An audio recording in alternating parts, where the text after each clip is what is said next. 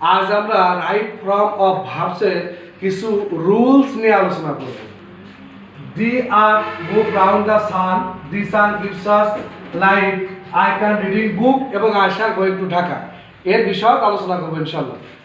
তো the earth move round the sun, Sonia তুমি দাঁড়াও। The earth moves round the sun, এটা হলো চিরন্তন সত্য অর্থাৎ ইউনিভার্সাল ট্রুথ। এটা কোন tense?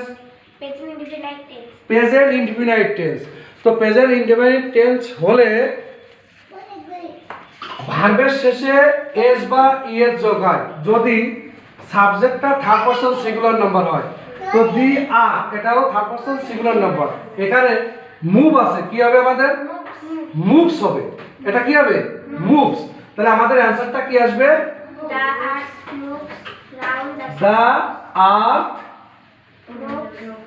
Moves round the San, round the সান। মাশাআল্লাহ, সুন্দর হয়েছে। এবার আরিয়ান, আরিয়ান তুমি দাঁড়িয়ে পড়ো। আরিয়ান বলো, আমাদের বোর্ডে লেখা আছে দি সান গিভস আস লাইট, সূর্য আমাদের আলো দেয়। এটা কি ইউনিভার্সাল ট্রুথ? এটা ইউনিভার্সাল ট্রুথ। তো ইউনিভার্সাল ট্রুথ অর্থাৎ চিরন্তন সত্য হলে এটা কোন টেন্স হয়? Present indefinite tense. তো দি সান গিভস আস লাইট, এখানে এখানে এই গ্যাপে কি এটা সঠিক আছে? গিভ, এটা কি সঠিক আছে? এখানে কি হবে? গিভস হবে। কেন হবে? কারণ দি সান হলো থার্ড পারসন সিঙ্গুলার নাম্বার।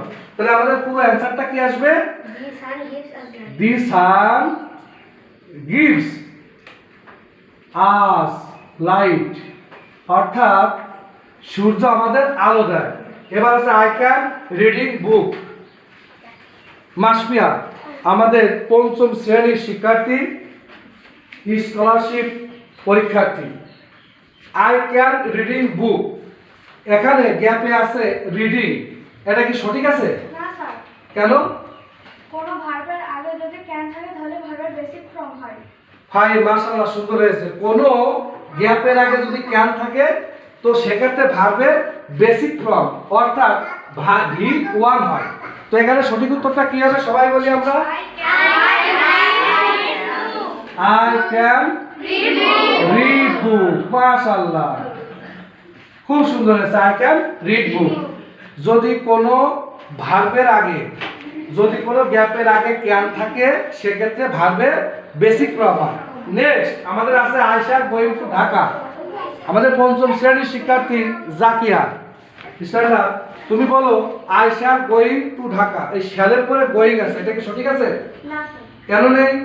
কারণ গ্যাপের আগে যদি শ্যাল থাকে তবে ভার্বের প্রথম রূপ হয়। হ্যাঁ, গ্যাপের আগে যদি শ্যাল থাকে তবে ভার্বের বেসিক ফর্ম হবে। সেক্ষেত্রে হবে I shall go to Dhaka, অর্থাৎ আমি ঢাকায় যাব। কোনো গ্যাপের আগে যদি শ্যাল থাকে তাহলে ওই ভার্বের বেসিক ফর্ম হবে। আশা করি মোটামুটি আমরা এই 3-4টা আইটেম শিখছি। ইনশাআল্লাহ পরবর্তীতে দেখা হবে কোনো এক ভিডিওতে। আল্লাহ হাফেজ।